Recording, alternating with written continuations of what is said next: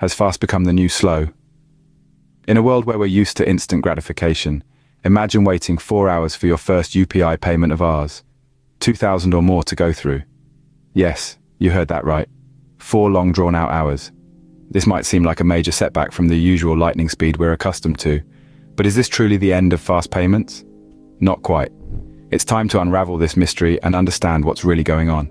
Unified Payments Interface, commonly known as UPI, revolutionized the way we transact. It was the epitome of convenience and speed, but recently, a spanner has been thrown in the works.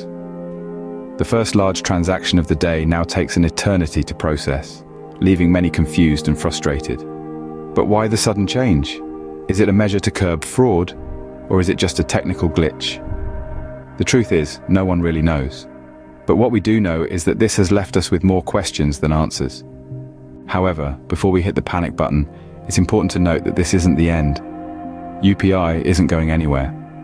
The hold only applies to the first large transaction of the day. Subsequent transactions should process as smoothly as they used to, plus it's temporary. The powers that be are working on resolving this issue. In the meantime, it's all about adaptation. Plan your large payments ahead of time. Break them down into smaller transactions if possible. Explore other payment methods. While they might not be as quick as UPI, they'll certainly get the job done. This situation, while inconvenient, is just a bump in the road. UPI still remains a game changer and will soon regain its former glory.